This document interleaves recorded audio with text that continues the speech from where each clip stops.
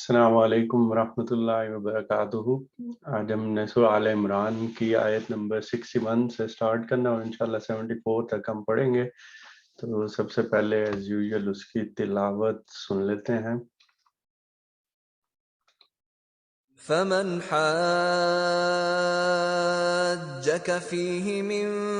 بعد ما جاءك من العلم فقل تعالوا ندع أبناءنا وأبناءكم ونساءنا ونساءكم وأنفسنا وأنفسكم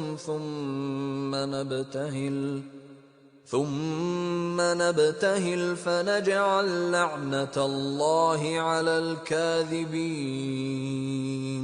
إن هذا لهو القصص الحق وما من إله إلا الله وإن الله لهو العزيز الحكيم فإن تولوا فإن الله عليم بالمفسدين قل يا أهل الكتاب تعالوا إلى كلمة سواء بيننا وبينكم ألا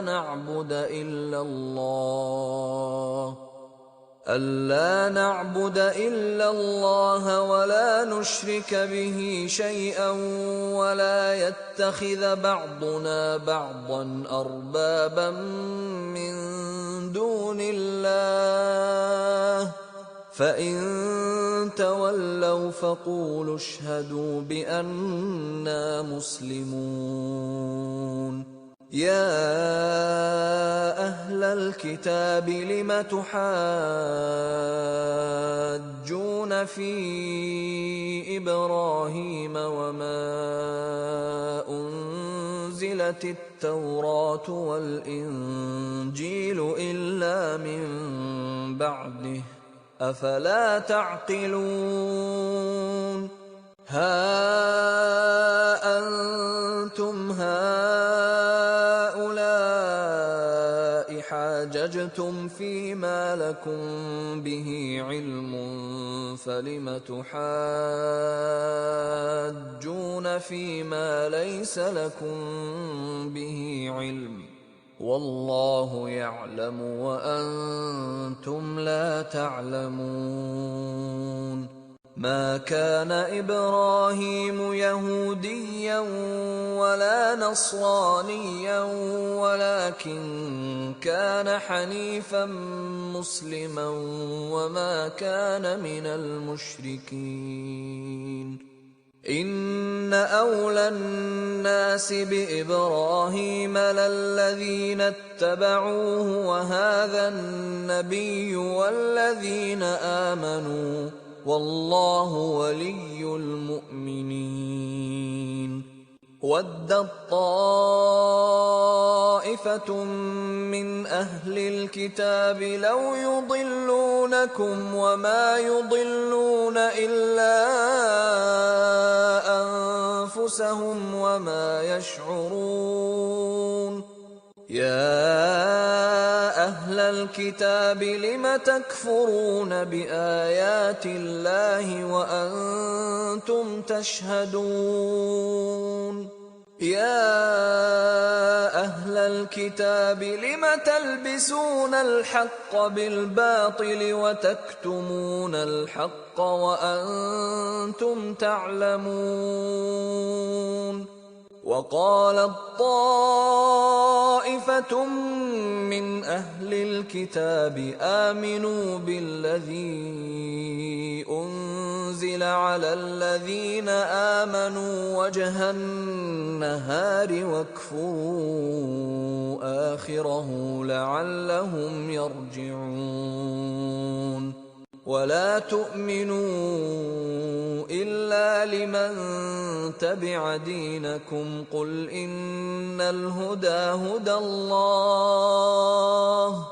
قل إن الهدى هدى الله أن يؤتى أحد مثل ما أوتيتم أو يحاجوكم عند ربكم قل إن الفضل بيد الله يؤتيه من يشاء والله واسع عليم يختص برحمته من يشاء والله ذو الفضل العظيم. چلیں یہاں سے ہم سٹارٹ کرتے ہیں. تو اس سے پہلے کہ میں سٹارٹ کروں ہم پہلے ایک پورا جو تھوڑا سا سمری میں بیان کر دوں کہ اس آیت میں کیونکہ مضمون بنیادی طور پہ جو عیسائی ہیں یا نصارہ ہیں ان کے اوپر اتمام حجت کا تھا، تو اس پہ اللہ تعالیٰ نے بہت ہی پیارے طریقے سے وہ پورے واقعات حضرت عیسیٰ کے سٹارٹ ہونے کے، اس سے پہلے حضرت یحییٰ کا قصہ بتا کے، اور پھر کیسے وہ آئے اور کس طرح سے انہوں نے معجزات دکھائے اور کس طرح سے کہا کہ یہ سب اللہ تعالیٰ کی طرف سے ہی ہے، اور پھر باقیوں کا کیا رویہ رہا. تو اس کے بعد پھر جب پورا اینڈ تک لے کے جا کے جب اللہ تعالیٰ نے کہا کہ اب یہ نوبت اس سب مقام تک پہنچ چکی ہے جہاں پہ یہ تذلیل کرنے کے اس میں آ چکے ہوئے ہیں، تو اس میں نہ صرف وفات دی گئی بلکہ ان کا جسم بھی اٹھا دیا گیا. باقی قرآن کی جو ایک دو مقامات ہم دیکھیں گے آگے جا کے اور بھی پڑھیں گے، تو اس کو مشتبہ بھی بنا دیا گیا. یہ بھی اللہ تعالیٰ کی ہی طرف سے تھا کہ اس واقعے کو مشتبہ بنا دیا جائے گا. ان کے سامنے جس کو موت دی جا رہی تھی وہ واقعات کو اگر ہسٹوریکلی تھوڑا سا دیکھیں یا بائبل کا جائزہ لیں تو شاید محسوس یہی ہوتا ہے کہ ان کا جو شاگرد تھا، وہ جس نے یہ منافق والی حرکت کی تھی اور مخبری کی تھی، اس کو انہی کی شکل میں ہی اللہ تعالیٰ نے باہر نکلوایا، تو جس کو لوگوں نے پھر یہ ساری آگے کام کیے، اور جبکہ حضرت عیسیٰ کو اللہ تعالیٰ نے نہ صرف وفات دی بلکہ جسم بھی اٹھا لیا. اور پھر ساتھ ہی جو پچھلی دفعہ ہم نے پڑھا تھا کہ ان کی سزا بھی بتا دی کہ اہل کتاب جو اس حد تک چلے گئے تھے تو ان کے لیے وہ سزا بھی بیان کر دی گئی کہ یہ جو نصارہ ہیں یہ ان کے بالا دست رہیں گے آگے قیامت تک کے لیے. اور پھر یہ کہ یہ جب آئیں گے اللہ تعالیٰ کے پاس تو پھر اللہ تعالیٰ ان کی باتوں کا فیصلہ کر دیں گے جس کے درمیان اختلاف ہوا ہے. پھر کفر و انکار کرنے والوں کا ذکر کیا، اور پھر جو نیک عمل کرنے والوں کا ذکر کیا، اور پھر حضور پاک صلی اللہ علیہ وسلم کی طرف ہو کے، یعنی کہ اب یہ مضمون تقریباً اختتام کو پہنچ رہا ہے کہ یہ ساری غیب کی خبریں تھیں جو کہ اللہ تعالیٰ نے کھول کے حضور پاک صلی اللہ علیہ وسلم کو بتا دی ہیں، اور یہ حکمت سے لبریز تذکرے ہیں جو ہم تمہیں سنا رہے ہیں. اور پھر اس چیز کو بھی ختم کرنے کے لیے کہ حضرت عیسیٰ کی پیدائش ہی ایک معجزہ تھی بلکہ ان کی زندگی میں ہی بہت ہی معجزات تھے. تو ان کی پیدائش کے معجزے کو لے کے جس طرح سے یہ نصارہ پھر ان کو لے کے خدا کا بیٹا بنا بیٹھے معاذ اللہ، تو اس پہ بھی اللہ تعالیٰ نے اپنا کمنٹ کر دیا حضور پاک صلی اللہ علیہ وسلم کے تھرو کہ ان کی مثال اور حضرت آدم کی مثال ایک ہی سی ہے کہ وہ نارمل قانون یا نارمل جو پروسیجر ہمارے ہاں چل رہا ہے اس کے تھرو نہیں آئے تھے. تو صرف اتنی سی ہے کہ یہ دونوں ایک طرح کی سی مثال ہے ان کی. اور پھر اینڈ پہ یہی کہہ دیا گیا کہ یہ اصل حقیقت ہے جو تمہارے رب کی طرف سے بتائی جا رہی ہے، اور تم اب ان لوگوں میں شامل نہ ہو جانا جو اس میں شک کرتے ہیں.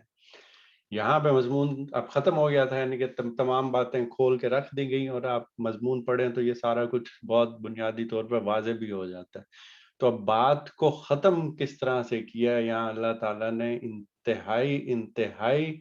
اعلیٰ طریقے سے کہ اس کے بعد کسی کو گنجائش رہ نہ جائے بات کرنے کی، اور جو لوگ اس پہ اڑے ہوئے ہیں جن پہ اب حقیقت واضح ہو بھی گئی ہوئی ہے تو ان پہ بھی واضح ہو جائے کہ وہ کیوں غلط کام کس طرح سے ان کے ہاں ہو رہا ہے. اور یہ آیت ہے جس پہ میں تھوڑا سا شاید زیادہ ٹائم لگاؤں، جس کو آیت مباہلہ بھی کہا جاتا ہے یا مذہبی گروہوں میں، اور اس سے بھی ایک پورا پتہ نہیں کیا کیا کانسیپٹ بن کے آ گیا، جس طرح سے ایک استخارے کی دعا کا بن گیا تھا کہ کہ استخارے کی بھی صرف ایک دعا تھی، اور اس دعا میں یہ تھا کہ ہم اپنے عقل و علم کی بنیاد پہ ایک فیصلہ کرنے جا رہے ہیں، اللہ تعالیٰ اگر اس میں تو نے ہمارے لیے خیر رکھی ہے تو اس کو بالکل آگے ہونے دینا، اور اگر اس میں خیر نہیں ہے، اس میں ہمارے لیے خیر نہیں ہے، تو خود بخود ایسے اسباب پیدا کر دینا کہ اس میں رکاوٹیں پیدا ہو جائیں۔ تو یہ ایک دعا تھی، اس سے زیادہ کچھ نہیں، لیکن وہ کیا سے کیا بن گیا۔ اسی طرح یہ ایک آیت مبارکہ ہے جو کہ کس پس منظر میں آ رہی ہے، جو میں نے ابھی آپ بتا دیا کہ حضرت عیسیٰ کا پورا قصہ بیان کرنے کے بعد، اتمام حجت کرنے کے بعد، اب اس بات کا اختتام کیا جا رہا ہے، اور وہ کس طرح سے کیا جا رہا ہے۔ یہ علم آ جانے کے بعد اب کوئی اس معاملے میں تم سے جھگڑا کرے تو اے محمد صلی اللہ علیہ وسلم اس سے کہو، آؤ ہم اور تم خود بھی آ جائیں، اپنے اپنے بال بچوں کو بھی لے آئیں، اور خدا سے دعا کریں کہ جو جھوٹا ہو اس پر خدا کی لعنت ہو۔ یعنی بات اب اس حد تک کلیئر ہو گئی ہے، استدلال کر کے عقلی بنیادوں پہ یہ باقی ساری چیزیں پوری کر کے ساری چیزیں اب بتا دی گئی ہیں، حقیقت کھول کے رکھ دی گئی ہے، اور اب اس کے بعد کوئی بحث کرنے کا بچا نہیں ہے۔ اب سچویشن یہ ہے کہ حضرت عیسیٰ کو پیدا ہوئے لگ بھگ 500 سال ہو چکے ہیں، 500 سال ہو چکے ہیں، اب واقعات میں کچھ گڑبڑ یا کیا چیزیں ہوئی ہیں نہیں پتا، اب کچھ اس میں شریف النفس بھی ہیں، کچھ نیک لوگ بھی ہیں، کچھ حقیقت جاننا بھی چاہتے ہیں، تو اللہ تعالیٰ نے اس کا اہتمام کر دیا، اللہ تعالیٰ نے اس کا اہتمام کیا، اللہ تعالیٰ نے قرآن میں وہ ساری چیزیں بیان کر دیں، اور ڈائریکٹ کہہ دیا کہ یہ غیب کی باتیں جو پہلے تم تک پہنچنا مشکل تھا، لیکن اب اللہ تعالیٰ نے بتا دیا، ساری حقیقت واضح ہو گئی۔ اب کسی کے دماغ میں کوئی شک و شبہ تھا تو اب اس کی کوئی گنجائش رہ نہیں گئی، اب کوئی گنجائش رہ نہیں گئی، تو اس کا مطلب ہے اس کو ایکسیپٹ کرنا پڑے گا۔ جب حق اور سچ کی بات کھل کے سامنے آ جاتی ہے تو پھر اسے ایکسیپٹ کرنا ہوتا ہے، اگر دل میں خود بغض نہ ہو، کوئی تعصب نہ ہو، کوئی اپنی بڑائی کا احساس نہ ہو، کوئی یہ چیز نہ ہو کہ میری ایگو ہرٹ ہو جائے گی، کچھ یہ ہو جائے گا، یا میں کس طرح سے ساروں کے سامنے تسلیم کر لوں، یہ چیز ان چیزوں سے پاک ہو کہ اگر دیکھا جائے حق اور سچ سامنے آ گیا تو پھر ایکسیپٹ کرنا۔ تو اب وہ سارا حق اور سچ واضح آ گیا ہے، تو اب بحث کرنے کی ضرورت ہی نہیں رہی، اب معاملہ ختم کرتے ہیں۔ معاملہ ختم کس طرح سے کرتے ہیں؟ ادھر بال بچوں کا ذکر کیا گیا ہے، نارملی یہ ویسے ہوتا ہے کہ اس میں ترجمے کو اگر دیکھیں تو اس میں دونوں ہیں، اپنی عورتوں کو بھی لے آتے ہیں، اپنے بچوں کو بھی لے آتے ہیں، تو اس میں مخاطب حضور پاک صلی اللہ علیہ وسلم کی ذات بھی ہو سکتی ہے، ان کے اہل و عیال بھی ہو سکتے ہیں، اور وہ مومنین بھی ہو سکتے ہیں جو اللہ تعالیٰ پہ ایمان لا چکے ہیں، وہ ایمان لا چکے ہیں، تو یہ بھی ادھر سے بھی سارے مسلمان آ جائیں اپنے بچوں کو اور ادھر سے لے کے، اور دوسری طرف سے ان کو بھی بلا لیا جائے جو کہ اہل کتاب ہیں اور جو اس چیز کو نہیں مان رہے۔ تو بنیادی طور پہ بات تو یہی ہے نا کہ اللہ تو ایک ہے، دونوں مانتے ہیں، دونوں خدا کو مانتے ہیں، صرف ایک رسول کے معاملے میں جھگڑا ہے، اس کو کلیئر کر دیا۔ اس کو کلیئر کرنے کے بعد اب یہی چیز رہ جاتی ہے کہ آئے جائیں، دونوں بیٹھ جائیں اور دونوں یہ دعا کر لیں کہ جو جھوٹا ہو اس پہ خدا کی لعنت ہو، اور لعنت سے مراد کیا ہوتا ہے کہ وہ اللہ تعالیٰ کی رحمت سے محروم رہ جائے۔ تو یہ بنیادی چیز تھی۔ اب وہ تاریخی واقعات کو اگر دیکھا جائے تو یہ ایک ایسا کائنڈ آف چیلنج تھا جو کہ ان کو کیا گیا تھا کہ جس کو وہ ایکسیپٹ کرتے تو ٹھیک بات تھی، لیکن کیونکہ ان کے دلوں کو کھوٹ کو ظاہر کرنا تھا تو وہ کھوٹ ظاہر ہو گیا، کیونکہ تاریخی واقعات بتاتے ہیں کہ پھر اس طرح کا کچھ ہوا نہیں، انہوں نے اس چیز کو ایکسیپٹ نہیں کیا اور اس طرح کا نہ کوئی واقعہ ہوا۔ لیکن ہمارے ہاں یہ چیز کہاں سے کہاں چلی گئی، اور اس کی نسبت بھی حضور پاک صلی اللہ علیہ وسلم کی طرف سے کیا ہے کہ بنیاد کر دی جاتی ہے۔ تو بنیادی چیز یہاں پہ صرف جو سمجھانے کی میں کوشش کر رہا ہوں، میں باقی جو جس طرح کا کانسیپٹ بن گیا اس کا ذکر کرنا میں یہاں مناسب نہیں سمجھتا، لیکن یہاں پہ میں کیا چیز بتانا چاہ رہا ہوں کہ حق سچ یہاں پہ کس نے واضح کیا ہے، یہ آپ دیکھ لیں کہ اللہ تعالیٰ نے واضح کیا ہے، اس سے بڑھ کے کوئی اور چیز ہو نہیں سکتی۔ اور پھر اس طرح کی دعا کرنے کو کس کو کہا جا رہا ہے؟ اللہ تعالیٰ اپنے رسول کو کہہ رہے ہیں کہ یہ جو حق اور سچ میں نے بیان کر دیا ہے تمہارے سامنے، اور پھر اللہ کے رسول کو کہا جا رہا ہے کہ اب یہ آخری بات ان سے کر دو، اور جو کہ اتمام حجت کے طور پہ بھی ہوتی ہے اور رسولوں کے ہی ٹائم پہ ہوتی ہے، اور یہ بھی ایک طرح سے جس طرح ہم اپنی الفاظ میں یہ کہتے ہیں کہ بد دعا کہہ سکتے ہیں کہ یہ وہ والی چیز ہے کہ جو اب اگر جھوٹا ہو تو اس پہ اللہ تعالیٰ کی لعنت ہو۔ اب اس چیز کو آج کل کے زمانے میں لے کے جانا، اپنے آپ کو حق اور سچ پہ سمجھنا کہ ہم بالکل 100% کوئی قطعی قسم کی کوئی گنجائش رہ نہیں گئی، اور جو دوسرے ہیں وہ کچھ حق سچ کا فیصلہ نہیں کر رہے، اور اس دعا کو، اس آیت کو پورے کانٹیکٹ سے اٹھا کر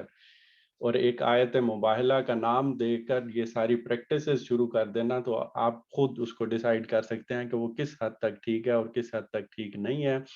اور پھر اس کے بارے میں جو روایات دکھا کے جو کہ حضور پاک صلی اللہ علیہ وسلم کی نسبت سے کر کے بتائی جاتی ہیں، اس پہ بھی بندہ سوچے، غور کرے، تو خود واضح ہو جاتا ہے کہ کیا یہ بات ٹھیک ہو سکتی ہے یا نہیں ٹھیک ہو سکتی، یا یہ فیبریکیٹڈ چیزیں بیان کی جا رہی ہیں۔ تو صرف یہاں پہ میں آپ کو بنیادی چیزیں واضح کر دوں کہ حق اور سچ اللہ نے واضح کیا ہے، اور رسول کو کہا ہے کہ یہ والی دعا کریں، اور وہ بھی اللہ کے کہنے پہ ہی انہوں نے یہ آگے اعلان کیا ہے۔ اور رسولوں کے بارے میں ہم قانون ایک دیکھ چکے ہیں کہ جو قانون اتمام حجت ہوتا ہے کہ وہ قرآن پاک میں ہی ہے، جب ان کے درمیان سے ان کے لیے ایک رسول آ جاتا ہے تو پھر اس قوم کا اس دنیا میں ہی فیصلہ کر دیا جاتا ہے۔ تو یہ وہ چیزیں ہیں جو کہ پس منظر میں ہوں تو یہ آیت بھی سمجھ میں آ جاتی ہے، اور اس کو کانٹیکٹ سے ہٹا کے پڑھنا، وہ بھی آپ سمجھ میں آ جائے گا کہ کون کس جگہ پہ کھڑا ہوا۔ اس کے بعد پھر اس چیز کو مزید زور دیا گیا، یہ بالکل صحیح واقعات ہیں، اور حقیقت یہ ہے کہ اللہ کے سوا کوئی خداوند نہیں ہے، اور وہ اللہ ہی کی ہستی ہے جس کی طاقت سے بالا اور جس کی حکمت نظام عالم میں کار فرما ہے۔ تو ایک بہت ہی لطیف انداز میں اشارہ کر دیا کہ جب حضرت عیسیٰ کو انہوں نے اللہ تعالیٰ کی ذات سے قرار دے دیا کہ ان کو ایک ظاہری مطلب سے لے کے حضرت عیسیٰ کو خدا کا بیٹا بنا بیٹھے، تو یہ والی بات کا بھی ذکر یہاں پہ پھر کر دیا کہ یہ بالکل صحیح واقعات ہیں جو کہ اللہ تعالیٰ نے یہاں پہ سارے بیان کیے ہیں، اور حقیقت کیا ہے، اور حقیقت یہ ہے کہ اللہ کے سوا کوئی خداوند نہیں ہے۔ کوئی انسان یا کوئی اور مخلوق جو اللہ نے بنائی ہے اس کو اس لیول پہ لے کے جانا، سوچنا بھی انسان کو نہیں چاہیے۔ اور یہاں پہ یہی چیز کہ اللہ کے سوا کوئی خداوند نہیں ہے، اور وہ اللہ ہی کی ہستی ہے جس کی طاقت سے بالا اور جس کی حکمت نظام عالم میں کار فرما ہے۔ بس اگر یہ لوگ اس شرط پر مقابلے میں آنے سے منہ موڑیں تو ان کا مفسد ہونا صاف کھل جائے گا، اور اللہ تو مفسدوں کے حال سے واقف ہی ہے۔ یہاں پہ اب ظاہر سی بات ہے کہ یہ چیز حضور پاک صلی اللہ علیہ وسلم کو بتائی جا رہی ہے، اور ساتھ آگے مومنین کو بھی اگر بتائی جا رہی ہے، تو وہ کیا چیز شو کی جا رہی ہے کہ اگر تو یہ آ جائیں اور اس طرح کی دعا کر لیں، اگر ان کو اتنا ہی یقین ہے کہ وہ صحیح بات کر رہے ہیں اور یہ صحیح چیزیں کہہ رہے ہیں، اور جو حقیقت یہاں پہ بیان کی جا رہی ہے اس میں ان کو کسی لحاظ سے بھی کسی قسم کا بھی شک و شبہ ہے، تو وہ والی بات کر دی گئی کہ آ جائیں اور دیکھیں وہ کرتے ہیں۔ اور اگر یہ نہیں آتے تو پھر یہ والی چیز جو اللہ تعالیٰ علیحدہ علیحدہ کرنا چاہ رہے تھے کہ یہ ان کا دلوں کا جو کھوٹ ہے، ان کا جو فتنہ کرنے کا اور جو فساد برپا کرنے کا جو یہ سارے ہے، وہ چیز کھل کے سامنے آ جائے گی۔ اور اللہ تعالیٰ نے یہ چیز بتانے کا بھی مقصد بتا دیا کہ مجھے تو پتہ ہی ہے کہ ان کے دلوں میں کیا چل رہا ہے، اللہ تو مفسدوں کے حال سے واقف ہی ہے، لیکن یہ چیز کیونکہ تمہارے سامنے لانی تھی، مومنین کے سامنے، حضور پاک صلی اللہ علیہ وسلم کے سامنے، تو اس لیے یہ والی چیز بتائی گئی۔ اللہ تعالیٰ کو تو اس چیز کی ضرورت نہیں ہے کہ کون کہ اس کے دل میں کیا چل رہا ہے، اللہ تعالیٰ کو تو سب پتہ ہے اس چیز کا، تو یہ حضور پاک صلی اللہ علیہ وسلم کو، مومنین کو ہی بتانے کے لیے ہے۔ پھر ذکر کیا گیا کہ یہ والی ساری چیزیں ہیں، کچھ ممکن ہے کچھ ایسی چیزیں ہوں کہ ابھی بھی دوبارہ بھلائی کی طرف لے کے جانے کا باعث بن سکیں، تو وہ طریقہ کیا ہو سکتا ہے کہ چیلنج دے دیا، سارا کچھ کر دیا، بتا دیا، ان پہ بھی کھوٹ واضح ہو گیا، تو ابھی بھی کسی کی آنکھ کھل جاتی ہے، ابھی بھی وہ حق سچ کو پانے کے لیے بتاب ہوتا ہے، تو پھر بنیادی چیز سے سٹارٹ کرنا ہے۔ اور وہ بنیادی چیز کیا بتائی جا رہی ہے؟ کہو اے اہل کتاب، آؤ ایک ایسی بات کی طرف جو ہمارے اور تمہارے درمیان یکساں ہے۔ یہ کہ ہم اللہ کے سوا کسی کی بندگی نہ کریں، نہ اس کے ساتھ کسی کو شریک ٹھہرائیں، اور ہم میں سے کوئی اللہ کے سوا کسی کو اپنا رب نہ بنا لے۔ اس دعوت کو قبول کرنے سے اگر وہ منہ موڑیں تو صاف کہہ دو کہ گواہ رہو ہم تو مسلم، یعنی مسلم کون؟ صرف خدا کی بندگی و اطاعت کرنے والے ہیں۔ میں نے کہا کہ بنیادی بات سے سٹارٹ کر لو۔ بنیادی بات کیا ہے کہ یہ چیز تو مانتے ہیں کہ اللہ تعالیٰ ہیں اور اللہ تعالیٰ ہی نظام کائنات چلا رہے ہیں، اور ان کے سوا کسی کی بندگی کرنا بنتی ہی نہیں ہے، اور یہ چیز تو یکساں ہے۔ ایک دنیاوی لحاظ سے بھی ہمارے لیے بھی آ جاتا ہے کہ کہیں پہ اگر کسی سے کسی قسم کا کوئی جھگڑا یا کوئی بات یا اختلاف رائے ہوتی ہے تو اس کو سٹارٹ کرنے کے لیے بنیادی چیز سے سٹارٹ کر لیا کریں جو دونوں میں یکساں ہے۔ تو اس میں بھی یہی بات کی گئی، یکساں ہے کہ اللہ کے سوا کسی کی بندگی نہیں کریں گے اور اس کے ساتھ کسی کو شریک نہ ٹھہرائیں گے، اور شریک نہ ٹھہرانے میں بھی وہ ایک تھوڑا سا اس طرف پہلو چلا گیا کہ حضرت عیسیٰ کو نہ خدا کا بیٹا بنائیں گے، نہ اس طرح کی کوئی اور حرکت کریں گے جو کہ شرک کے زمرے میں آئے گی، اور اسی کو تھوڑا سا مزید کھول کے بیان کر دیا، اور ہم میں سے کوئی اللہ کے سوا کسی کو اپنا رب نہ بنا لے۔ کہ جو چیز ہے وہ بھی انسان کو سمجھنے کی ضرورت اپنے اندر بھی ہے کہ اللہ تعالیٰ نے انسان کو جس طرح سے پیدا کیا ہے وہ اس کا ایک بلیونگ سیلف ہے، کہ اس کو جیسے ہی یہ احساس ہوتا ہے کہ میں ایک مخلوق ہوں تو اس کا مطلب ہے میرا کوئی خالق ہے، اور پھر یہ جب خالق کی تلاش شروع ہوتی ہے، جب یہ پتہ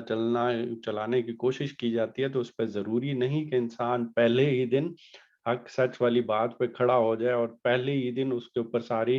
چیزیں واضح ہو جائیں۔ تو وہ حضرت سلمان فارسی کا قصہ بھی سامنے ہونا چاہیے کہ وہ کتنے مذاہب اختیار کرنے کے بعد، کیونکہ حق سچ کے سچے متلاشی تھے، دل مطمئن نہیں ہو رہا تھا کہ نہیں یہ میرا خالق نہیں ہو سکتا، جس طرح حضرت ابراہیم کا دل نہیں مطمئن ہو رہا تھا کہ یہ بت میرے خالق نہیں ہو سکتے، یہ سورج میرا خالق نہیں ہو سکتا، یہ چیز میرے خالق نہیں ہو سکتی۔ تو یہ خالق کی تلاش جو ہے یہ ایک انسان کے اندر رکھ دی گئی ہے، یہ انسان نے کرنا ہی کرنا ہے، کیونکہ وہ خود مخلوق ہے، وہ اپنے آپ کو بے بس فیل کرتا ہے، وہ اپنے بے بس فیل کرتا ہے تو اسے پتہ چلتا ہے کہ کوئی کنٹرول کرنے والا ہے، تو جب اس کی تلاش میں نکلتا ہے تو اس میں جب غلطیاں کھاتا ہے تو اس میں کیا کیا غلطیاں ہوتی ہیں کہ وہ کبھی بتوں کو معبود بنا لینا، کبھی کسی بڑی شخصیت کو خدا کے درجے پہ لے کے جا کے بٹھا دینا، کبھی فلسفے کی بھول بھلیوں میں گم ہو جانا۔ تو یہ ایک سفر ہے جو کہ انسان کا پورا چلتا رہتا ہے اور اس خالق کی تلاش میں چلتا رہتا ہے۔ تو بنیادی بات یہاں اللہ تعالیٰ نے کیا واضح کر دی کہ خالق، جس کو یہاں پہ عربی میں جس طرح سے اللہ کا لفظ استعمال کیا گیا تھا اس ٹائم بنی اسماعیل میں، تو اللہ تعالیٰ نے بھی وہی والا نام اپنے لیے مخصوص کر کے قرآن پاک میں وہ کیا کہ وہ جو سپریم پاور ہے، جو خالق ہے تمہارا، اس کے علاوہ کسی کو اپنا رب نہ بنا لینا۔ تو یہ چیز بنیادی چیز ہے جو کہ ہمارے اندر ہے، ہر انسان کے اندر ہے، اور یہ کامن چلتی ہوئی آ رہی ہے جب سے انسان پیدا ہو رہا ہے، اور جب تک قیامت رہے گی تب تک یہ چیز ہے کہ وہ اپنے خالق کی تلاش میں رہے گا تو شریک نہ بنائے۔ وہ جو سپریم پاور جو اپنے خالق کی تلاش میں نکلتا ہے، جس کو ہم اللہ سے تعبیر کرتے ہیں، جس طرح یہ باقی جو مذاہب ہیں وہ کوئی اور نام بھی اگر دے دیتے ہیں، تو توحید تو ایک چیز ہے کہ اللہ ہے، ہم اس کے بندے ہیں، ہم نے اس کی بندگی کرنی ہے، ہم اپنے آپ کو مسلمان ہو جائیں گے۔ مسلمان ہونے کا مطلب کہ جیسے ہی ہمیں اپنا رب کا پتہ چلے گا تو ہم اپنا سارا کچھ سر تسلیم خم کر کے اللہ کے آگے سر جھکا دیں گے کہ اب میں نے زندگی اپنے خالق کے کہنے کے مطابق گزارنی ہے، اور پھر اسی کی بندگی کریں گے، اور اس کے ساتھ پھر کسی کو شریک نہیں ٹھہرائیں گے۔ اب اگر اس دعوت کو قبول کرنے سے اگر وہ منہ موڑیں، کیونکہ یہ وہ بنیادی دعوت ہے جو ہمارے اندر سے نکل رہی ہے، اور یہ وہ چیز ہے جو کہ ہر جو بنیادی جو چیز سمجھنے والا بھی ہے اس کو بھی سمجھ آ جاتی ہے، اگر اس کو بھی وہ قبول کرنے سے منہ موڑ لیں تو پھر ان سے صاف کہہ دو کہ پھر حق سچ ان پہ جو واضح ہو چکا ہوا ہے تو وہ اب مشکل ہے، تو پھر ان سے کہہ دو کہ گواہ رہو ہم تو مسلم، کہ ہم تو مسلمان ہو گئے ہیں۔ ہم مسلمان ہونے کا کیا مطلب ہے کہ ہم تو اب صرف اپنے خدا کی بندگی کریں گے، ہم تو صرف اب خدا کے ہی بندے بن کے رہیں گے. اور بندے بن کے رہنے کا کیا مطلب ہے کہ ہم نے پھر اب اطاعت کرنی ہے, ہم نے اپنی ساری زندگی اب اسی طرح گزارنی ہے جس طرح سے اب ہمارے رب نے, ہمارے خدا نے, ہمارے اللہ نے ہمیں بتائی. اور اس کے بعد اب ایک دوسرے پہلو کو لیا کہ اے اہل کتاب, تم ابراہیم کے بارے میں ہم سے کیوں جھگڑتے ہو؟ تورات اور انجیل تو ابراہیم کے بعد ہی نازل ہوئی ہیں, پھر کیا تم اتنی بات بھی نہیں سمجھتے؟ اب اس کو سمجھنے کے لیے تھوڑا سا بیک گراؤنڈ یہ میں بتا دوں کہ یہ اکثر اوقات یہی ہوتا ہے کہ جب دین میں تعویل کی جاتی ہے, جب اللہ تعالیٰ کی کتاب دی جاتی ہے, جب اس میں سے کوئی چیز اپنے مفاد کے لیے, اپنے تعصب کے بنیاد پر جب کوئی چیز گھڑنے کی کوشش کی جاتی ہے, تو اس میں ایک ٹیکنیک یہ یوز کرتے تھے کہ اس کا تعلق پیچھے حضرت ابراہیم, کیونکہ حضرت ابراہیم ہی وہ ہیں جس کے بعد یہ سارا قوموں میں سلسلہ شروع ہوا ہے کہ قوموں کو نبوت کے منصب پہ فائز کیا گیا. بنی اسرائیل کو پہلے, اور پھر حضرت حضور پاک صلی اللہ علیہ وسلم کے آنے کے بعد بنی اسماعیل کی طرف یہ چیز شفٹ کر دی گئی. تو بنی اسرائیل بحیثیت قوم اس منصب پہ فائز ہوئی, اور پھر یہ بنی اسماعیل اس منصب پہ فائز ہو رہے ہیں. تو اس بارے میں یہ کہ حضرت ابراہیم ہی سے آغاز ہوا ہے تینوں کا. مسلمان جن کو ہم کہتے ہیں, جو کہ حضور پاک صلی اللہ علیہ وسلم کی بعثت کے بعد ہوئے, اسلام دین تو پہلے سے ہی تھا, اور اس سے پہلے یہ جو بنی اسرائیل تھے ان کی بھی بنیاد وہیں پہ تھی. اب حضرت موسیٰ سے لے کر حضرت عیسیٰ وہ آخری پیغمبر ہے. جب ان کو صحائف دیے گئے, جب ان کو بکس دی گئیں, تو اب اس میں جو انہوں نے تعویلیں کی, جب اس میں چینجز کر دیں, جب اس میں انہوں نے بہت ساری بنیادی باتوں میں بھی تھوڑا بگاڑ پیدا کر دیا, تو اب اس کو کنونس کرنے کے لیے اس کی نسبت وہ حضرت ابراہیم تک لے کے جاتے تھے, جیسے کہ وہ پروف کرنے کی کوشش کر رہی ہوں کہ حضرت ابراہیم بھی یہودی تھے یا حضرت ابراہیم بھی عیسائی تھے. حالانکہ وہ بعد میں آئے, حضرت ابراہیم کو تو ان چیزوں سے کوئی تعلق ہی نہیں تھا. اور آج کل کے ٹائم میں سمجھنے کے لیے آپ دیکھا جائے کہ آج کل کے ٹائم میں جیسے یہ جو فرقہ ہے, اسلام کے ہی فرقے ہیں, یہ بھی یہودی اور جو نصارہ ہیں یہ بھی اسلام کے ہی فرقے کہہ سکتے ہیں, کیونکہ دین تو وہی چلتا ہوا آ رہا ہے. تو اس ٹائم پہ جیسے ہمارے ہاں فرقے بنے ہوئے ہیں بہت سارے, اور ہر فرقہ یہ پروف کرنے کی کوشش کرے کہ وہ صحیح حضور پاک صلی اللہ علیہ وسلم کے طریقے پہ چل رہے ہیں, اور حضور پاک صلی اللہ علیہ وسلم بھی فار ایگزامپل حنفی تھے, دیوبندی تھے, یا حضور پاک صلی اللہ علیہ وسلم بھی اہل سنت میں سے تھے, حضور پاک صلی اللہ علیہ وسلم کا رویہ بھی اہل حدیث والا تھا. یعنی کہ وہ نسبت ان کی طرف کرنے کی کوشش کی جائے. دیکھا جائے تو یہ فرقے بنے تو حضور پاک صلی اللہ علیہ وسلم کے بعد ہی ہیں. حضور پاک صلی اللہ علیہ وسلم بھی بالکل اسی طرح مسلمان ہیں جیسا کہ حضرت ابراہیم مسلمان تھے. یہ چیزیں تو بعد میں آئی ہیں. تو یہاں پہ اللہ تعالیٰ نے اس چیز کی طرف اشارہ کیا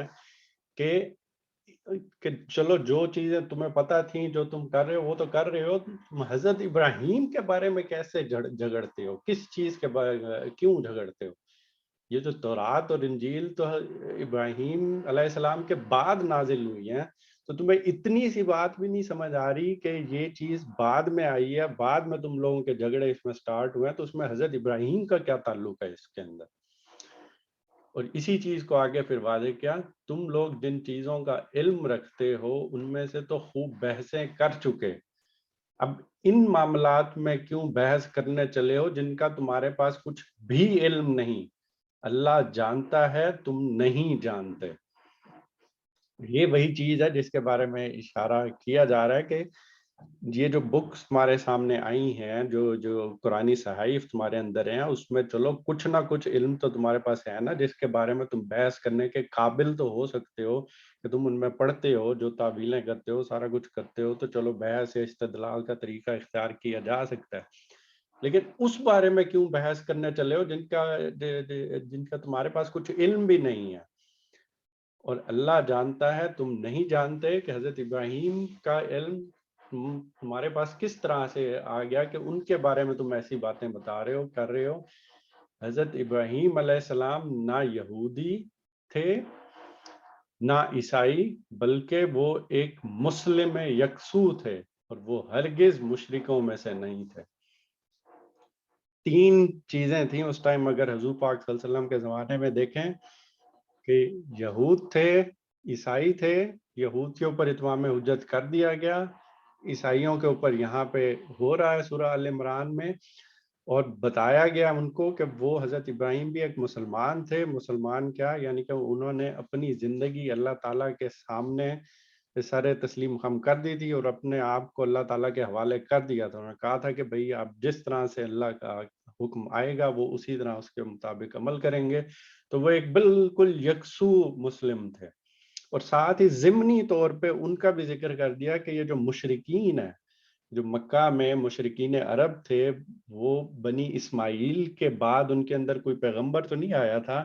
لیکن وہ بھی اپنے آپ کو سمجھتے تو حضرت ابراہیم کی ہی اس میں سے آل میں سے تھے، اور ان میں جو یہ چیزیں آ گئی تھیں تو وہ مشرکین میں سے ہو گئے تھے، بتوں کی پوجا کرنا اور یہ سارے کام کرنا. تو ضمناً یہاں پہ ان کا بھی ذکر آ گیا کہ وہ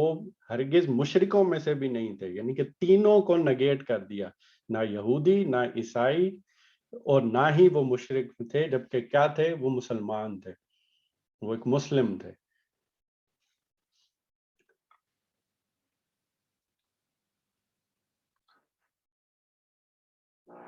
تو پھر آگے اس چیز کو واضح کیا کہ حضرت ابراہیم کا اور حضور پاک صلی اللہ علیہ وسلم کا کیا تعلق ہے. ابراہیم علیہ السلام سے نسبت رکھنے کا سب سے زیادہ حق اگر کسی کو پہنچتا ہے تو ان لوگوں کو پہنچتا ہے جنہوں نے اس کی پیروی کی. اور اب یہ نبی یعنی کہ حضور پاک صلی اللہ علیہ وسلم کی طرف اشارہ کیا جا رہا ہے، اور اس کے ماننے والے اس کی نسبت کے زیادہ حقدار ہیں. اللہ صرف انہی کا حامی و مددگار ہے جو ایمان رکھتے ہوں. بات پوری کھول کے رکھ دی کہ اس سے پہلے وہ ہر کوئی اپنے آپ کو حضرت ابراہیم کی نسبت دے کر اور اپنے آپ کو صحیح قرار دینے کی کوشش کر رہا تھا. تو اس کا معیار بتا دیا اللہ تعالیٰ کی طرف سے کہ یہ معیار کیا ہے کہ اگر نسبت کا کوئی حقدار بنتا ہے تو ان لوگوں کا بنتا ہے جو کہ اس کی پیروی کرتے ہوں، جو اس کے راستے پہ چلتے ہوں. اور پھر اشارہ کر دیا کہ اس ٹائم جو حضور پاک صلی اللہ علیہ وسلم کی بعثت ہوئی ہوئی ہے اور وہ ان کے اوپر جو لوگ ایمان لے کے آئے ہوئے ہیں وہ اس چیز کے زیادہ حقدار ہیں. اور پھر اللہ تعالیٰ نے اپنی طرف سے بتا دیا کہ اللہ انہی کا حامی و مددگار ہے جو ایمان رکھتے ہوں. یہ وہ چیز ہے جس کو اب آج کل کے زمانے میں بھی ہمیں دیکھ لینا چاہیے کہ ہم میں سے کوئی بھی جب یہ دعویٰ کرتا ہے کہ وہ حضور پاک صلی اللہ علیہ وسلم کا کوئی بھی فرقہ یہ دعویٰ کرتا ہے کہ ہم حضور پاک صلی اللہ علیہ وسلم کے ساتھ نسبت کے سب سے زیادہ حقدار ہیں، تو دیکھنا یہ پڑے گا کہ پھر حضور پاک صلی اللہ علیہ وسلم نے جو راستہ بتایا ہے، جو مسلمان ہونے کا کہا ہے، جو قرآن میں اس کی تعلیمات آئی ہیں، ان کی پیروی کون کر رہا ہے وہ اس کی نسبت کا زیادہ حقدار ہوگا، نہ کہ جو کہ آل اولاد کی جو بات کی جا رہی ہے، نہ کہ اس طرح کی چیز کی کوئی ذکر کیا جا رہا ہے جو کہ ویسے تو بہت مطلب ہے، لیکن جب قرآن کو دیکھا جائے تو جو پیروی کرے گا، جو ان کے راستے کی پیروی کرے گا، وہ اس نسبت کا حقدار ہوگا. تو ہر فرقہ کوئی بھی اس طرح کا کہہ سکتا ہے یا کوئی بات کر سکتا ہے کہ ہم ہیں اس راستے پہ، لیکن جو پیروی کرے گا وہ حضور پاک صلی اللہ علیہ وسلم کے ساتھ نسبت کا حقدار ہوگا، جس چیز کو یہاں سمجھنے کی ضرورت ہے. اے ایمان لانے والو، اہل کتاب میں سے ایک گروہ چاہتا ہے کہ کسی طرح تمہیں راہ راست سے ہٹا دے، حالانکہ در حقیقت وہ اپنے سوا کسی کو گمراہی میں نہیں ڈال رہے ہیں مگر انہیں اس کا شعور نہیں. اہل کتاب میں بھی اصل میں یہ چیز بھی سمجھ لینی چاہیے کہ جب ہم بات کر رہے ہوتے ہیں تو اس میں اہل کتاب میں جس میں یہود بھی ہیں، جس میں نصارہ بھی ہیں، جس میں بیچ میں اور بھی بہت سارے لوگ ہیں، یہ نہیں تھا کہ وہ مکمل کے مکمل ہی بگڑ چکے ہوئے تھے. بہت حد تک ایسے معاملات ہو چکے ہوئے تھے، لیکن اس میں ایک گروہ تھا جو کہ ابھی تک حق سچ کو ماننے اور نمازیں پڑھنے اور اس کو قائم کرنے اور اچھے اعمال کرنے کی طرف تھا، مائل تھا، اور وہ اچھے کام کرتے بھی تھے، جس کی اکثر اوقات قرآن پاک میں بھی اللہ تعالیٰ نے وضاحت کی بھی ہے. تو یہ چیز ذہن میں رہنی چاہیے کہ وہ بحیثیت پورا کا پورا اس طرح سے نہیں ہو چکے تھے، اس میں بھی اچھے لوگ تھے، لیکن یہاں پہ پھر ایک ایسے گروہ کی بات کی جا رہی ہے کہ اب اس لیے جب قرآن بات کرتا ہے تو وہ پھر گروہ کا ذکر کرتا ہے، جب وہ پھر اس طرح سے بحیثیت مجموعی بہت کم ایسی نظر آئے گا کہ وہ پورا اس طرح سے بات کی جائے، تو گروہ کا یہ ذکر کیا جا رہا ہے کہ ایک گروہ ہے جو کہ باقاعدہ پلاننگ کر رہا ہے اور باقاعدہ اس طرح کے طریقے اختیار کر رہا ہے کہ اب جو حضور پاک صلی اللہ علیہ وسلم جو دعوت لے کے آئے ہیں ان کو اس راستے سے ہٹا دے جس راستے پہ وہ لوگوں کو یعنی کہ ایمان کی طرف لے کے جا رہے ہیں، مسلمان بنا رہے ہیں، اور پھر ایک پورا ایک سلسلہ آگے اس طرح سے چلتا جا رہا ہے، تو اس کو ہٹانے کے لیے وہ کوششیں کر رہے ہیں، اور حقیقت کیا بتائی جا رہی ہے اللہ تعالیٰ کی طرف سے کہ وہ اپنے آپ کو اپنے سوا کسی کو گمراہی میں نہیں ڈال رہے، لیکن شعور نہیں ہے۔ اور یہی بات ان کے سامنے پھر کر بھی دی کہ اہل کتاب کیوں اللہ کی آیات کا انکار کرتے ہو حالانکہ تم خود ان کا مشاہدہ کر رہے ہو۔ یہاں پہ جب بھی اس طرح کی تھوڑی سی حسرت والی یا کوئی اس طرح کی بات آتی ہے تو اس چیز کو آپ سمجھ سکتے ہیں کہ اللہ تعالیٰ اپنی مخلوق سے کتنی محبت کرتے ہیں کہ انہوں نے ارادہ اختیار دے کے اپنی مخلوق کو بھیج دیا ہے اس زمین پہ، وہ امتحان بھی لے رہا ہے، وہ ساری چیزیں دے رہے ہیں، لیکن ظاہری سی بات ہے کہ ایک مقصد جو ہے کہ اس دنیا کے امتحان سے گزار کے اس جنت میں لے کے جایا جائے جس میں سارے پاکیزہ لوگ ہی جائیں گے، تو اس امتحان میں اگر کوئی اس طرح کی حرکتیں کرتا ہے تو ایک جو حسرت جس طرح ایک شفیق، ایک پیار کرنے والی ایک ہستی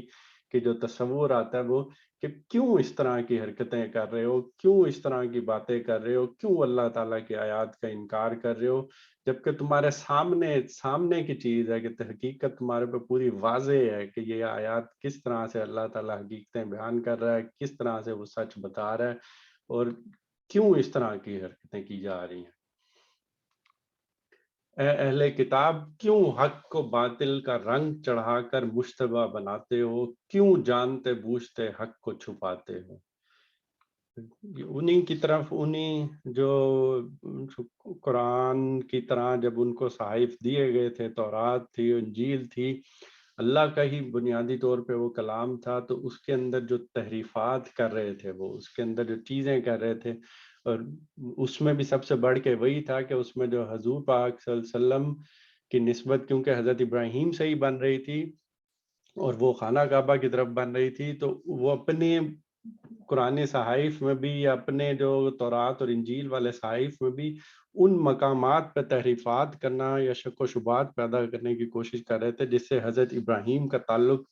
مکہ سے یا خانہ کعبہ سے یا ان چیزوں سے ثابت ہوتا تھا، تو اس پہ پھر وہی کمنٹ کیا جا رہا ہے کیوں جو حق ہے، جو حق تمہیں دیا گیا تھا، اس پہ باطل کا رنگ چڑھا کر مشتبہ بناتے ہو، اور کیوں جانتے بوجھتے حق کو چھپاتے ہو کہ تمہارے سامنے حق آ چکا ہوا ہے، اس کے مطابق حضور پاک صلی اللہ علیہ وسلم کی بعثت ہو چکی ہے، اس کے مطابق یہ سارے معاملات ہو رہے ہیں، تو کیوں چھپا رہے ہو اس کو۔ اہل کتاب میں سے ایک گروہ کہتا ہے کہ اس نبی کے ماننے والوں پر جو کچھ نازل ہوا ہے اس پر صبح ایمان لاؤ اور شام کو اس سے انکار کر دو، شاید اس ترکیب سے یہ لوگ اپنے ایمان سے پھر جائیں۔ یہ جیسے ہی پہلے ذکر کیا تھا کہ ان میں سے ایک گروہ ہے جو کہ راہ راست سے ہٹانے کی کوشش کر رہا ہے لوگوں کو، ان میں سے ایک ترکیب یہ تھی جو کہ جن کا ایمان تھوڑا سا کمزور ہو، جو اس حد تک یقین اور اعتماد پہ نہ کھڑے ہوں، تو ظاہری سی بات ہے کہ ان کے اندر یہ والی چیز بہت فرق ڈال دیتی ہے، اور اس کو ہم اپنے حساب سے بھی دیکھ سکتے ہیں۔ لیکن معاملہ کیا چل رہا تھا کہ یہ جو مشرکین عرب تھے یا جو اب ایمان لا رہے تھے، جس میں بہت عام طبقہ بھی شامل تھا، جس میں اتنے پڑھے لکھے لوگ اور اتنا قابل لوگ، یا جس طرح سے کہیں اس میں کوئی عام کام کرنے والے، یہ سب شامل تھے۔ اب ان لوگوں کی زندگیاں اس طرح سے گزری تھیں کہ یہ جو یہود کو، جو نصارہ تھے، کیونکہ یہ اہل کتاب تھے، ان میں بڑے بڑے عالم بھی آ رہے تھے اور ان میں پیغمبروں کی بعثت بھی ہو رہی تھی، تو ایک ظاہری سی بات ایک نفسیاتی سا پہلو تھا کہ ان سے مرعوب سے ہوتے تھے، اور اسی وجہ سے یہ جو امی قوم کا بھی جو لقب تھا ایک ان کو ملا ہوا تھا کہ ان میں کیونکہ اللہ کی کتاب نہیں آئی تھی، اس میں اللہ تعالیٰ کے پیغمبر نہیں آئے تھے، تو یہ چیز ان میں تھی، پیغمبر بھی آ رہے ہیں، کتابیں بھی آ رہی ہیں، عالم لوگ بھی آگے چل رہے ہیں، اور بنی اسرائیل میں پورا کیا سے کیا چل رہا ہے. تو انہوں نے ایک یہ سازش کی تھی کہ بھئی ہم میں سے کچھ لوگ ہوں جو کہ جائیں اس محفل میں بیٹھیں اور اس طرح سے شو کریں کہ نہیں جی بات بہت اچھی لگی ہے، ہم ایمان لے کے آ رہے ہیں، ہم ایمان لے کے آ رہے ہیں. اور صبح اور شام یہ اسی طرح سے کہا گیا ہے کہ صبح کا بھولا جیسے شام کو گھر آ جائے، تو وہ یہ نہیں کہ آج صبح آپ آئے ہو اور وہ اس طرح سے ایمان لائے ہو اور شام کو گھر جا کے اعلان کرے، بلکہ ایسے ہی ہے جیسے اب آپ جائیں، وہ کہیں کہ ہم نے آپ کی ساری باتیں سن لی ہیں، ہم ایمان لاتے ہیں، بالکل بہت اچھی بات ہے. اور پھر کچھ دنوں کے بعد اس کے اندر سے خرابیاں نکالنے کی کوشش کر کے یا خرابیاں کو ایسے ظاہر کر کے پھر دوبارہ اپنے مذہب پہ واپس چلے جائیں اور کہہ دیں کہ نہیں نہیں نہیں، ہم آئے تھے تو بڑی امیدیں لے کے آئے تھے، ہمارے خیال میں بہت اچھی باتیں کی ہوئی ہوں گی. تو اس سے فرق، نفسیاتی فرق کس پہ پڑنا تھا؟ ان لوگوں کے جو جن کا ایمان ابھی تھوڑا کمزور تھا. ظاہری سی بات ہے یہ حضرت ابو بکر اور حضرت عمر طرح کے صحابہ کرام کو تو چینج نہیں کر سکتے تھے، لیکن عام لوگوں کے لیے یہ ترکیب ان کے خیال میں کامیاب ہو سکتی تھی. اور اس طرح کی ایک سازش انہوں نے یہ بھی کی تھی کہ یہ پڑھے لکھے عالم لوگ ہیں، یہ آتے ہیں، یہ سنتے ہیں اور ایمان لے آتے ہیں اور پھر کچھ دنوں بعد چھوڑ کے چلے جاتے ہیں، اور اس طرح سے یہ سلسلہ چلے گا تو یہ مسلمانوں کے اوپر بھی ایک بہت برا اس طرح سے افیکٹ پڑ سکتا ہے کہ بھئی وہ بھی شک و شبہات میں پڑ جائیں کہ کیا واقعی ہم ٹھیک چیز پہ ایمان لائے ہیں یا اس میں کچھ اور مزید سوچنے کی ضرورت ہے. اور یہاں سے ایک اور بات آگے اگلی آیت میں آ رہی ہے کہ نیز یہ لوگ آپس میں کہتے ہیں کہ اپنے مذہب والے کے سوا کسی کی بات نہ مانو. اے نبی ان سے کہہ دو کہ اصل میں ہدایت تو اللہ کی ہدایت ہے، اور یہ اسی کی دین ہے کہ کسی کو وہی کچھ دے دیا جائے جو کبھی تم کو دیا گیا تھا، یا یہ کہ دوسروں کو تمہارے رب کے حضور پیش کرنے کے لیے تمہارے خلاف کو کوئی حجت مل جائے، کبھی حجت مل جائے. اے نبی صلی اللہ علیہ وسلم ان سے کہو کہ فضل و شرف اللہ کے اختیار میں ہے، جسے چاہے عطا فرمائے، وہ وسیع و نظر اور سب کچھ جانتا ہے. یہاں سے جو پہلی لائن ہے یہ بہت اچھی طرح سے سمجھنے کی ہے یہاں پہ، کیونکہ یہی چیز ہے جو کہ ہمارے لیے بھی ایک لیسن کے لیے ہے کہ اس میں ہو کیا رہا تھا کہ اب وہ ترکیب یہ بنا کے محفل میں بھیج رہے ہیں. اب خدشہ تو پیدا ہو گیا کہ جب حضور پاک صلی اللہ علیہ وسلم کی محفل میں جا کے بیٹھیں گے اور جب حقائق کو واضح کیا جا رہا ہے، جب سچ بیان کیا جا رہا ہے، تو جن لوگوں کو سازش کا ایک وہ بنا کر اعلی کار بنا کر ان میں بھیجا جا رہا ہے، تو کہیں وہ ہی نہ ایمان لے کے آ جائے. اب اس چیز کا خاتمہ کرنے کے لیے کیا کہا جا رہا ہے کہ آپس میں یہ بات کر رہے ہیں کہ جب تم لوگ وہاں جاؤ گے، جب اس محفل میں بیٹھو گے، تو تم ذہن بنا کے جاؤ گے کہ اپنے مذہب کے سوا کسی کی بات نہ مانو گے. اور یہی وہ بنیادی خرابی ہے جو کہ سٹارٹ ہو جاتی ہے جب ایون ہم قرآن پاک پڑھنا شروع کریں، یا جب ہم کوئی اچھا کام کرنا یا کب کسی محفل میں جا کے بیٹھیں. اور یہی وہ چیز ہے جو ہم نے بالکل شروع میں پڑھی تھی اسکاؤٹ مائنڈ سیٹ کے طور پہ، کہ جو ایک سچا انسان ہوتا ہے وہ ہمیشہ ہمیشہ ساری زندگی حق اور سچ کا متلاشی ہوتا ہے. وہ جہاں کہیں سے بھی اسے مل جائے، اب اسے اپنے دشمن کی طرف سے مل جائے،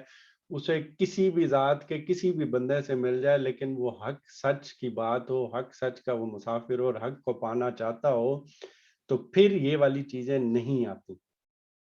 اور اپنی اولاد کو بھی اگر ہم پورے جو اکٹھا کر کے سب سے جو بیسٹ ایڈوائس دے سکتے ہیں، بیسٹ نصیحت دے سکتے ہیں، کیونکہ as a parent, as a بہن بھائی، ایز کوئی بھی رشتہ دار ہم آئیڈیل نہیں ہیں، ہم فرشتے نہیں ہیں. ہم بھی کوشش کرتے ہیں ساری زندگی ایک اچھائی کو پانے کی، ہم سچائی کو پانے کی اور سچائی پا کے سیدھے راستے پہ چلنے کی. تو ہم اولاد کو بھی جو اپنی سب سے بیسٹ ایک جو ایڈوائس دے سکتے ہیں وہ یہ کہ ساری زندگی حق اور سچ کے متلاشی بن کے چلنا. یہ والی چیز کہہ دینا کہ جو بات ہم نے کر دی ہے بس وہی ٹھیک ہے، اس کے خلاف کوئی بھی بات آئے گی تو تم نے اسے ماننے سے انکار کر دینا. یہ والا مائنڈ سیٹ یہاں پہ بتایا جا رہا ہے کہ یہود و نصارہ نے اس طرح سے کیا تھا کہ جب وہ آپس میں بات کر رہے تھے کہ اب یہ سازش بنائیں گے، محفلوں میں جائیں گے، تو تم ذہن بنا کے جاؤ گے کہ ہم اپنے مذہب کے سوا کسی کی بات نہیں مانیں گے. اور یہی وہ والی چیز میں کلیئر کرنے کی کوشش کر رہا ہوں کہ جب انسان حق اور سچ کا متلاشی ہوتا ہے تو وہ غور کرتا ہے، وہ چیزوں کو سوچتا ہے، وہ استدلال کرتا ہے. وہ پہلے اگر بت کو کہتا بھی ہے کہ میرا معبود ہے، تو کچھ دن بعد جب اسے کلیئر ہوتا ہے کہ نہیں یہ بت میرا معبود نہیں ہو سکتا، تو وہ اس کو چھوڑ دیتا ہے. پھر وہ اگر کوئی اور چیز ملتی ہے تو یہ واقعہ حضرت سلمان فارسی کا اسی طرح سے بیان کیا جاتا ہے کہ وہ بھی بہت سے مذاہب سے گزر کے جب اس مذہب پہ آئے تھے، جب ان کا دل پورا مطمئن ہو گیا، جب انہوں تو ایمان لائے، تو وہ پھر جو سفر شروع ہوتا ہے وہ پیدائشی اور جو شعوری طور پہ جو ایمان لاتے ہیں ان میں پھر ڈفرینشیٹ کرتا ہے. ان میں پھر یہ فرق کرتا ہے کہ کون پیدا ہی اس پہ ہوا تھا اور اس نے زیادہ غور کرنے کی کوشش نہیں کی، اور کون جو پورا یہ کٹھن راستہ طے کر کے آیا اور کون اب اس طرح سے ایمان لے کے آیا کہ اس کے اب کسی ذرے میں کسی قسم کا شک نہیں رہ گیا کہ یہ کوئی اور چیز بھی ہو سکتی ہے. اور پھر جو عبادات کی جائیں گی، پھر جو سارے کام کیے جائیں گے، وہ ایک بالکل ڈفرینٹ لیول پہ پھر جا کے ہو سکتے ہیں. اور یہی چیز جیسے ہی ان لوگوں کا کمنٹ آیا تو بیچ میں ہی سلسلہ کلام کو روک کر اللہ تعالیٰ کی طرف سے کیا کہا جا رہا ہے کہ ابھی یہ بات کر رہے ہیں کہ وہ کہتے ہیں کہ اپنے مذہب کے سوا کسی کی بات نہ مانو. تو اے نبی صلی اللہ علیہ وسلم ان سے کہہ دو اصل میں ہدایت تو اللہ کی ہدایت ہے، اور یہ اسی کی دین ہے کہ کسی کو وہی کچھ دے دیا جائے جو کبھی تم کو دیا گیا تھا، یہود و نصارہ کی طرف اشارہ کر کے کہ تمہیں جو یہ منصب دیا گیا تھا، تمہیں ایک دن یہ ساری چیزیں دی گئی تھیں. اور اس کے بعد پھر یہ کہ یہ جو باتیں جب چل رہی تھیں تو یہ ہوتا تھا کہ بھئی اگر تم یہ لوگ گئے حضور پاک صلی اللہ علیہ وسلم کی محفل میں بیٹھے، مسلمانوں کے ساتھ بیٹھے، اور انہوں نے کوئی فیور میں کوئی بات کر دی مسلمانوں کے، تو ان کے خیال میں یہ ہونا تھا کہ قیامت والے دن اللہ تعالیٰ کو ان کو اللہ تعالیٰ کے حضور ایک حجت مل جائے گی کہ دیکھیں انہوں نے اپنی زندگی میں اس چیز کو تسلیم کیا تھا. تو بالکل ایسے ہی ہے کہ آنکھیں بند کر لو، کان بند کر لو، جس طرح سے اللہ تعالیٰ پہلے بھی بتاتے ہیں کہ ان کے دلوں پہ، کانوں پہ مہر لگا دی گئی ہے کہ اب یہ سنتے ہیں تو ان کو سمجھ نہیں آتا، یہ دیکھتے ہیں تو ان کو نظر نہیں آتا. تو اس طرح والی چیز تھی. اور یہ بات کیا ہے کہ نہیں ہم جائیں گے تو بالکل نہیں سنیں گے چاہے حق اور سچ بھی ہو. اور اس کے بعد آخری آیت ہے کہ اپنی رحمت کے لیے جس کو چاہتا ہے مخصوص کر لیتا ہے اور اس کا فضل بہت بڑا ہے. یہاں پہ ہم ساری آیات کا ایک دفعہ ترجمہ دیکھ لیتے ہیں. یہ علم آ جانے کے بعد اب کوئی اس معاملے میں تم سے جھگڑا کرے تو اے محمد صلی اللہ علیہ وسلم اس سے کہو آؤ ہم اور تم خود بھی آ جائیں، اپنے اپنے بال بچوں کو بھی لے آئیں، اور خدا سے دعا کریں کہ جو جھوٹا ہو اس پر خدا کی لعنت ہو. یہ بالکل صحیح واقعات ہیں، اور حقیقت یہ ہے کہ اللہ کے سوا کوئی خداوند نہیں ہے، اور وہ اللہ ہی کی ہستی ہے جس کی طاقت سب سے بالا اور جس کی حکمت نظام عالم میں کار فرما ہے. پس اگر یہ لوگ اس شرط پر مقابلے میں آنے سے منہ موڑیں تو ان کا مفسد ہونا صاف کھل جائے گا، اور اللہ تو مفسدوں کے حال سے واقف ہی ہے. کہو اے اہل کتاب آؤ ایک ایسی بات کی طرف جو ہمارے اور تمہارے درمیان یکساں ہے، یہ کہ ہم اللہ کے سوا کسی کی بندگی نہ کریں، اس کے ساتھ کسی کو شریک نہ ٹھہرائیں، اور ہم میں سے کوئی اللہ کے سوا کسی کو اپنا رب نہ بنا لے. اس دعوت کو وہ قبول کرنے سے اگر وہ منہ موڑیں تو صاف کہہ دو کہ گواہ رہو ہم تو مسلم صرف خدا کی بندگی و اطاعت کرنے والے ہیں. اے اہل کتاب تم ابراہیم کے بارے میں ہم سے کیوں جھگڑا کرتے ہو؟ تورات اور انجیل تو ابراہیم کے بعد ہی نازل ہوئی ہیں، پھر کیا تم اتنی بات بھی نہیں سمجھتے؟ تم لوگ جن چیزوں کا علم رکھتے ہو ان میں تو خوب بحثیں کر چکے، اب ان معاملات میں کیوں بحث کرنے چلے ہو جن کا تمہارے پاس کچھ بھی علم نہیں، اللہ جانتا ہے تم نہیں جانتے۔ ابراہیم علیہ السلام نہ یہودی تھے نہ عیسائی، بلکہ وہ ایک مسلم یکسو تھے اور وہ ہرگز مشرکوں میں سے نہ تھے۔ ابراہیم علیہ السلام سے نسبت رکھنے کا سب سے زیادہ حق اگر کسی کو پہنچتا ہے تو ان لوگوں کو پہنچتا ہے جنہوں نے اس کی پیروی کی، اور اب یہ نبی اور اس کے ماننے والے اس کی نسبت کے زیادہ حقدار ہیں۔ اللہ صرف انہی کا حامی و مددگار ہے جو ایمان رکھتے ہوں۔ اے ایمان لانے والو، اہل کتاب میں سے ایک گروہ چاہتا ہے کہ کسی طرح تمہیں رائے راست سے ہٹا دے، حالانکہ در حقیقت وہ اپنے سوا کسی کو گمراہی میں نہیں ڈال رہے ہیں مگر انہیں اس کا شعور نہیں ہے۔ اے اہل کتاب، کیوں اللہ کی آیات کا انکار کرتے ہو حالانکہ تم خود ان کا مشاہدہ کر رہے ہو؟ اے اہل کتاب، کیوں حق کو باطل کا رنگ چڑھا کر مشتبہ بناتے ہو؟ کیوں جانتے بوجھتے حق کو چھپاتے ہو؟ اہل کتاب میں سے ایک گروہ کہتا ہے کہ اس نبی کے ماننے والوں پر جو کچھ نازل ہوا ہے اس پر صبح ایمان لاؤ اور شام کو اس سے انکار کر دو،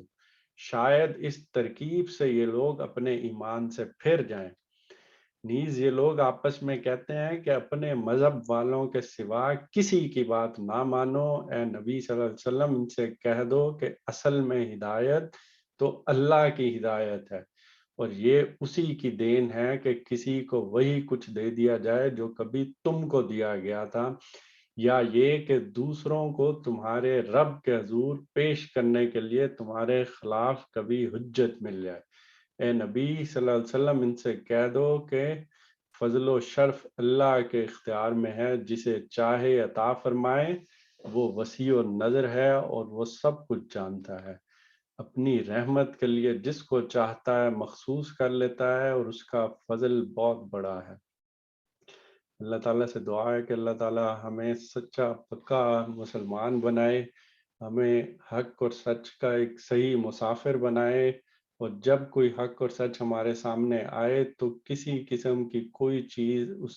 کو ایکسیپٹ کرنے کے آڑے نہ آ جائے۔ آمین۔ یہاں پہ ہم اس چیز کا اختتام کرتے ہیں۔